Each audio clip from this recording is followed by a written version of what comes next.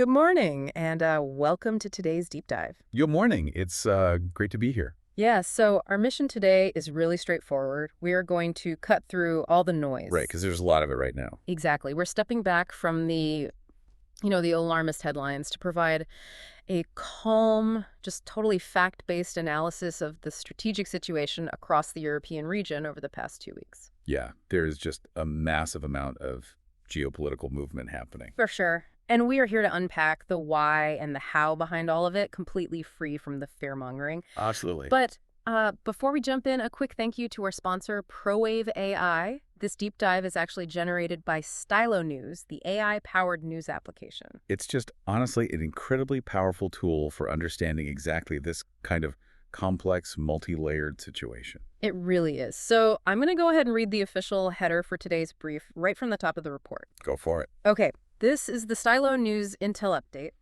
Europe Situation Report, 4 August 2026. And for some quick context, Stylo News is the consumer version of Stylo Intel Ops. Right. That's a software platform designed for high-level enterprise operations.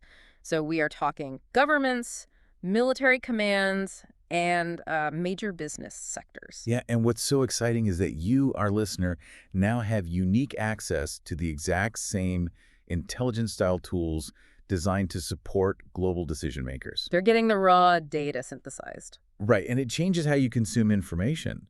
Instead of, isolated, disjointed news stories that just leave you anxious, you get a comprehensive operational picture. Which is exactly what we need. So what's the roadmap for today? Well, today, we are going to analyze that picture by tracking a very specific pattern of pressure moving across the map. We're going to assess the hybrid front in the Baltic region and Northern Europe. Okay. Then we'll examine that glaring disconnect between the diplomatic and tactical realities in Ukraine. Right. And finally, we'll look at how compounding crises, from migration to severe infrastructure stress, are currently testing Southern Europe. Okay, let's unpack this pattern of pressure, starting in Northern Europe and the Baltic region. Because when you look at the raw data coming in, there is this massive looming anxiety that just seems to be on everyone's mind. Yeah, the big question. Right. Is Russia actually preparing to launch a conventional military attack on NATO countries? Are we looking at the precursors to a ground invasion of, Poland, Lithuania, Latvia, or Estonia? Well, the intelligence-backed answer to that question, which is corroborated across multiple daily assessments, is a clear no. Okay, wow. That's a relief. Yeah, an imminent, large-scale conventional ground invasion into NATO territory is highly unlikely right now, and the primary reason for that is just simple capacity. Meaning they just don't have the troops to spare. Exactly. Right. Russia remains heavily, almost entirely bogged down in its campaign in Ukraine. The intelligence shows absolutely no credible reporting of the kind of force concentrations or mass mobilization indicators you'd need. Or like the cross-border staging logistics, right? Right. All the things that would be required to execute a massive push into Poland or the Baltics, they just aren't there. Well, that is definitely the kind of grounding fact we need right now. It takes the temperature down in the room. It does. But, the intelligence also makes it very clear that just because tanks aren't rolling across the border doesn't mean nothing is happening. No, not at all. The real threat to Europe right now is what analysts call hybrid warfare. And to put that into perspective, it's kind of like having a deeply hostile neighbor. Okay, I like this analogy. Right. Like, they know they can't literally break down your front door and start a fist fight without the police showing up. But they will throw trash in your yard, they'll mess with your Wi-Fi signal, and they will constantly pace back and forth along your fence line just to see how long it takes you to react. That analogy is spot on. But to take it a step further, based on what we are seeing in the data, it's like they are also shining high-powered floodlights into your living room window at 3 a.m. Oh, man. So it's just exhausting. Exactly. It's about applying intense, exhausting pressure just below the threshold of an open fight. And over the reporting period, we're seeing very specific incidents of this fence testing, primarily through airspace violations. Yeah, I saw that. Romania, for instance. Right. Romania had to intercept and down a third Russian drone in just 3 days, over the Black Sea and the Danube Delta area. And, I mean, when a drone crosses into a NATO country, it's not just a minor navigational error. No. Romanian leadership called the violations intolerable, and they even summoned the Russian ambassador. But it wasn't just Romania dealing with this, right? No, it wasn't. A Russian Kh-101 cruise missile actually crashed in Poland during a massive strike on Ukraine. Wait, really? A cruise missile? Yeah, and that is a serious piece of hardware. A Kh-101 is designed to be stealthy, it flies low, and it carries a massive payload. So when that veers into Polish airspace, how does a NATO radar operator in Warsaw even know if it's a targeting glitch or, a deliberate first strike? That is exactly the terrifying friction this hybrid warfare creates. The decision-making timeline for NATO air defense in that scenario is compressed to mere minutes, sometimes literally seconds. Wow. They have to track the trajectory, determine the threat level, and decide whether to engage a nuclear-capable adversary's asset over Allied territory. That is incredibly stressful. It forces NATO to constantly operate on a razor's edge. This is why we saw Finland making the dramatic call to close its airspace and restrict maritime traffic near the Russian border entirely. They're just treating these drones and missiles as an active operational hazard, not just theoretical provocations. Precise. Well, the intelligence data also points heavily to vulnerabilities on the ground, specifically the Suwałki Gap and the Kaliningrad border. Right. Now, for our listeners who might not, stare at maps of Eastern Europe all day, why is the Suwałki Gap such a massive focus for NATO planners? Well, the Suwałki Gap is basically a geographical nightmare for NATO logisticians. It's a narrow, roughly 40-mile land corridor connecting Poland to Lithuania. Okay, so it's a bottleneck. Exactly. Crucially, it's the only land route connecting the Baltic states to the rest of the NATO alliance. And it is flanked by Belarus on one side and a heavily militarized Russian exclave of Kaliningrad on the other. Oh, wow. So if that 40-mile strip gets choked off, the Baltics essentially become an island. Precisely.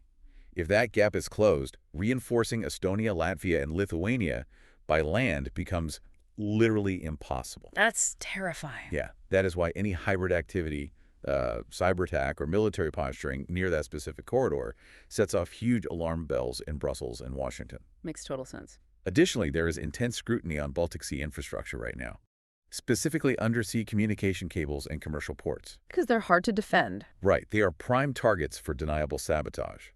Disrupting a major undersea data cable causes massive strategic and economic headaches for Europe, but because it's so hard to definitively prove who cut it in the murky depths of the ocean, it doesn't cleanly trigger military retaliation. Wow. And we're seeing this power projection from the air too, right?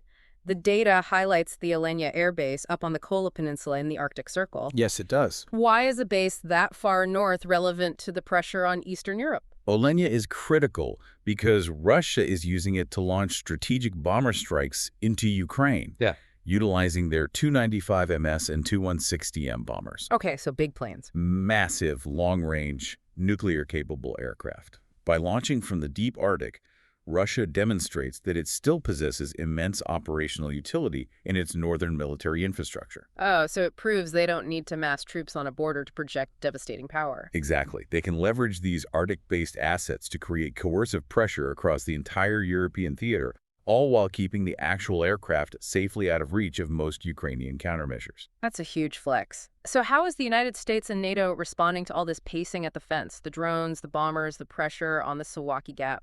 Well, the brief mentions that U.S. Defense Secretary Pete Hegseth is directly involved in a major operation review right now. Right. Secretary Hegseth is leading a comprehensive review of the U.S. military presence in Europe. But the core objective of this review isn't necessarily to just pour more American troops into the continent. What is it then? Instead, it's designed to push NATO allies to significantly increase their own defense contributions and take on more direct responsibility for their regional security. Ah, okay. And the underlying mechanism driving this is the broader strategic shift in Washington. The U.S. is actively trying to pivot more of its military and logistical focus toward the Indo-Pacific region to manage the strategic competition over there. Okay, here is where I need to admit some confusion or maybe just push back a little on the logic of all this. Sure, go ahead. If Russia is, as you said earlier, so heavily committed and bogged down in Ukraine, why are they provoking NATO states with drones, cruise missiles, and cyber attacks? It's a good question. I mean, what is the strategic benefit for Moscow in poking the bear when they are already locked in a massive grinding fight? It just seems completely counterproductive to risk bringing NATO formally into the conflict. Well, it seems counterproductive if you view it through the lens of traditional warfare. But in the realm of coercive signaling, it makes perfect, calculated sense. How so? Russia is actively testing NATO's response thresholds. They want to see exactly how Allied political will holds up under constant low-level stress. Oh, I see. Yeah, by using deniable drones, electronic warfare that scrambles GPS signals for commercial flights, and cyber attacks on European rail lines, Moscow creates political friction and economic uncertainty inside Europe. They are basically trying to cause an argument in the household. Exactly. They want to fracture the alliance's cohesion and test how fast NATO can make unanimous decisions. They are finding the cracks. And they do all this without crossing the line. Right. They do it while carefully, deliberately staying just millimeters below the line of an Article 5 mutual defense trigger. And Article 5 is the NATO principle that an attack on one is an attack on all, which would mandate a collective military response. Correct. Russia's strategy is calibrated intimidation, pushing as hard as possible without forcing NATO to invoke that treaty. Wow. And if you want to see what happens when the bear actually breaks the fence down and conventional war breaks out, you just have to look at Ukraine. Which brings us to our second area of focus. Right. Because if you only casually read the diplomatic headlines over the last week, you might honestly think we are on the verge of a massive breakthrough. You really might. There has been a flurry of buzz about peace talks, a highly publicized recent meeting between Ukrainian President Zelensky and Donald Trump.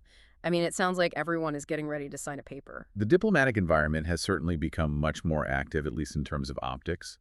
But this is where the intelligence assessments are so vital, because they deeply contrast that public diplomatic buzz with the grim tactical reality on the ground. Right. The consensus across the intelligence estimates is that a near-term peace settlement is highly, highly unlikely. So why is there such a massive disconnect between the very public talks and the reality in the trenches? Because the mechanics of a peace deal require compromise, and neither side has shifted their core baseline war aims. The fundamental incompatibility remains absolute. What are those baseline aims again?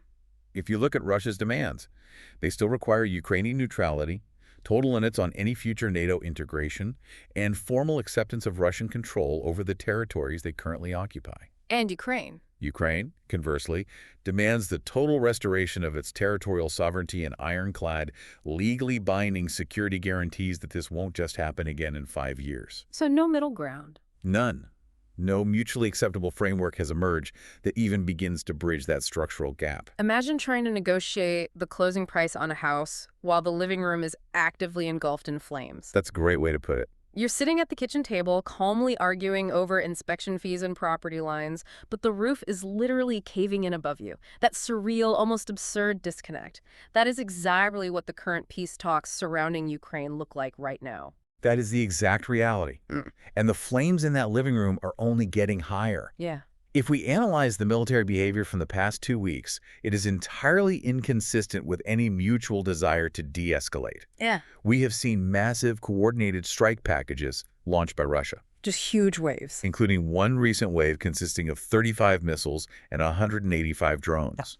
And we need to understand the how here. These aren't random attacks. They are highly synchronized efforts aimed at degrading Ukrainian resilience, Like targeting the power grid. explicitly targeting energy grids to break civilian morale and overwhelming air defense capacity by forcing them to use expensive interceptors on cheap drones. But Ukraine isn't just absorbing these blows. The data shows they are hitting back and they are hitting deep. They are. Ukraine is maintaining a sustained, highly aggressive campaign of deep strikes into Russian rear areas, Using drones, right? utilizing their own long-range drone technology to target Russian industrial bases and energy refineries. They are trying to choke off the economic engine funding the war. But what really stood out in the recent intelligence is a significant incident where a Ukrainian drone attack targeted the dry storage facility for spent nuclear fuel at the Russian-controlled Zaporizhzhia nuclear power plant. Okay, wait. Striking anywhere near spent nuclear fuel sounds like an incredibly massive escalation. A dry storage facility isn't the heavily armored reactor dome, right? Correct. When nuclear fuel is spent, it is removed from the reactor core, but it is still highly radioactive and generates immense heat. Okay. It has to be stored in specialized cooling pools and then heavily shielded dry storage casks. Hitting the specialized equipment required for safe nuclear fuel handling raises immediate and severe safety concerns. I mean, even without breaching a reactor core, damaging those cooling and storage mechanisms carries the risk of a localized radiological incident, doesn't it? Absolutely. So why take that risk? Why would Ukraine target that facility and risk a nuclear incident on their own sovereign soil, even if it's currently occupied by Russia? Because strategically, the Zaporizhia plant has been heavily fortified and utilized by Russian forces as a shielded logistics hub. Because they figured Ukraine wouldn't shoot at it. Under the assumption that Ukraine wouldn't dare strike it, what both the Russian mass energy strikes and the Ukrainian deep strikes, including this highly risky maneuver at the nuclear plant, indicate, is that both sides are currently focused entirely on improving their battlefield leverage. They want the upper hand. They are desperately trying to degrade the other's capabilities before the winter sets in, rather than actually preparing for any kind of diplomatic compromise. It is a brutal stalemate. And, this concept of testing borders and straining systems isn't just happening in the airspace over the Baltics or the trenches of Ukraine. No, it's not. If we look south, we are seeing those exact same stress tests applied in completely different ways. Our third area of focus brings us to southern Europe, where the sources paint a picture of a region buckling under multiple compounding crises all happening simultaneously. It's a perfect storm. Let's look at the border crisis in Ceuta. Rather than focusing on basic geography, we need to understand what this place represents geopolitically. Ceuta is a tiny Spanish enclave physically located on the north coast of Africa, sharing a direct land border with Morocco. All right. It is essentially a European foothold on the African continent. And because of that unique status, it's basically a geopolitical pressure valve. Okay. Between July 31st and August 1st, Ceuta experienced a sudden, unprecedented influx of approximately 60,000 migrants, primarily young Moroccan men, attempting to cross the border fences and swim around the breakwaters into the enclave. 60,000 people in a matter of days. That scale is just staggering, and the human cost was tragic. It was devastating. The surge immediately completely overwhelmed local reception centers, law enforcement, and medical authority. I can't even imagine. The intelligence reports confirm at least 72 migrant deaths resulting from drownings in the ocean and stampedes at the border fences during the crossing attempts. It is a severe humanitarian disaster, but it is also a massive border management crisis that has sent shockwaves through the European Union. It really has. And what's truly fascinating and deeply concerning is the geopolitical fallout and the differing perspectives on how a surge of 60,000 people happens seemingly overnight. Well, there are a few angles on this. Right. The Spanish government in Madrid is placing the blame heavily on criminal smuggling networks for exploiting desperate people. And they also point to a wave of misinformation circulating on social media regarding recent Spanish Supreme Court rulings about migrant return policies. That is the official, stated stance from Madrid.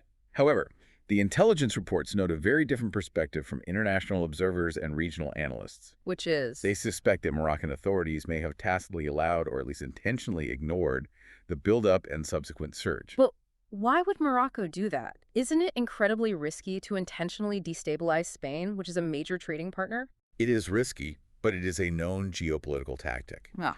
In this view, easing border enforcement is used by Morocco as a diplomatic maneuver. Ah, as leverage. Exactly. A way to exert leverage over Spain and the broader European Union regarding trade agreements, financial aid, or territorial disputes.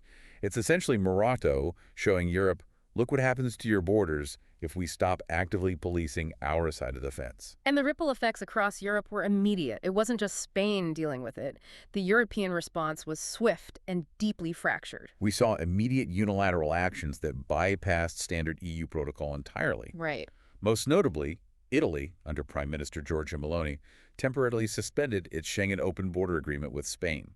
France and Portugal also rapidly increased their own physical border controls. We need to pause on that because suspending Schengen is a massive deal. For listeners outside of Europe, Schengen is the agreement that allows borderless travel between most EU countries. It's the backbone of their system. Exactly. Suspending it doesn't just mean tourists have to show a passport. It means miles-long lines of commercial trucks at borders, delaying perishable goods, and upending the entire just-in-time supply chain model that the European economy relies on. It causes massive economic friction. The friction is the point, Yes. and this instability is breeding domestic political consequences. How so? Well, the intelligence highlights political figures like George Simeon in Romania, who is actively using this broader European instability, from the migration crisis in Spain to the war in Ukraine, to advocate for snap elections. Oh, wow. He is pushing a strongly Eurosceptic, nationalist agenda, heavily criticizing EU bureaucracy and demanding a return to national sovereignty over border controls. Right. Simeon's rise is a direct reflection of how these localized crises are leveraged to challenge the established moderate political order across the entire continent. And it feels like these social and political pressures are perfectly aligning with severe environmental and infrastructure stress. The region is literally on fire and drying up at the worst possible time. It's incredible timing. The reports detail deadly wildfires currently raging in Crete, Greece, forcing mass evacuations of locals and tourists alike. And simultaneously, there are historic, critically low water levels in the Danube River. Yeah. Now, if you are listening to this in the US or the UK, you might be wondering why a drought on the Danube impacts you. It impacts you because the Danube isn't just a scenic river. It's a critical logistical artery and a piece of core energy infrastructure. Okay, break that down for us. Well, the physics of nuclear power generation require immense amounts of river water to cool the reactors. Because the Danube is so low and the water is too warm, nuclear power plants in Hungary and Romania are facing active threats to their cooling systems, forcing them to reduce power output. Which means those countries suddenly have to buy expensive replacement energy like liquid natural gas on the open market. Which spikes energy bills globally. Right. Precisely. Furthermore, the low water levels are severely disrupting commercial barge traffic. Grain, coal, and manufactured goods can't move down the river. Given the massive maritime shipping disruptions already occurring in the Black Sea due to the Ukraine conflict, choking off the Danube creates a logistical bottleneck that ripples through the entire global supply chain. Everything is deeply interconnected. Speaking of interconnected, let's look at how the public is processing this perfect storm. The intelligence briefs include an analysis of public sentiment on X, formerly Twitter. They do. And to be abundantly clear, we are simply reporting on what the data shows here without endorsing any viewpoints. We are looking at the raw sentiment. And the overwhelming feeling across the platform is massive disillusionment with current European trajectories. The sentiment analysis identifies a deeply fractured public. Yeah. On one side, there is widespread frustration with what users describe as sleepwalking European leaders. This camp is demanding bold, immediate, unified action against Russian aggression and severely criticizing the EU's lack of a cohesive strategic vision. But then there is a highly vocal, equally passionate counter-sentiment. The sources show a large group of users exhibiting strong anti-NATO and anti-EU views. This demographic actively blames NATO expansion policies for provoking the war in Ukraine in the first place. They favor a return to strict national sovereignty and direct peace negotiations with Moscow, arguing that the current economic sanctions and military aid policies are only succeeding in harming everyday European citizens through inflation and energy costs. And when looking specifically at the border crisis in Ceuta, the data shows that several prominent far-right figures and influencers are explicitly framing the migrant influx as an organized invasion. Wow. Yeah, this specific framing is gaining massive traction and prompting alarmist calls for military responses at the borders, generating deep systemic skepticism toward existing European Union migration and asylum policies. So when we zoom out and look at the whole board, what does this all mean? As we synthesize all this intelligence from Stylo News, the big takeaway seems to be this. While conventional tank-on-tank warfare remains geographically isolated to the brutal battlefields of Ukraine, the rest of the European continent is absolutely under siege. It really is. It is facing a relentless barrage of hybrid, asymmetric, and social pressures. That is the crucial unifying insight of this entire brief. Whether it is a Russian drone probing the airspace over the Danube Delta, a cyber attack paralyzing a Polish railway, a sudden inexplicable surge of 60,000 migrants crashing into Ceuta, or a historic drought threatening a nuclear plant's cooling system, None of these are isolated events. Right. They're compounding, interlocking pressures that are fundamentally testing the resilience of Europe's institutions, the integrity of its borders, and the durability of its political cohesion. It is an incredibly complex, fast-moving picture, and having the right tools to see how the geopolitics, the supply chains, and the military posturing all connect is absolutely vital. Oh, completely. That is exactly why the Stylo News app is such a game changer. It is available right now on both mobile and your computer, and it empowers you to download and customize your own personal intelligence-style briefs, just like the one we used to guide our conversation today. It's phenomenal technology.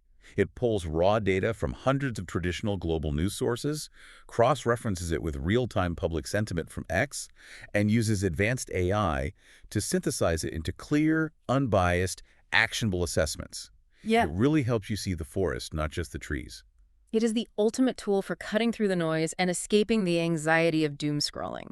We highly encourage you to subscribe and get this AI-powered news on demand. You can find it right now at www.stylonews.com. You won't regret it. Thank you so much for tuning in to today's deep dive. We genuinely love doing these deep explorations with you, and we always want to hear your thoughts. Please feel free to request topics for future deep dives, and be sure to follow Stylo News on all your favorite social media platforms. As we sign off today, I want to leave you with one final, lingering question to ponder based on the realities we've discussed. Okay, let's hear it. With drones routinely violating NATO airspace, with vital infrastructure under deniable cyber threat, and with national borders becoming increasingly weaponized through mass migration and hybrid tactics, how long can Europe rely on the fine, legalistic distinction between hybrid pressure and an actual act of war before a single, inevitable miscalculation forces an alliance-wide military response? Wow. Definitely something to think about as you watch the headlines this week. Until next time.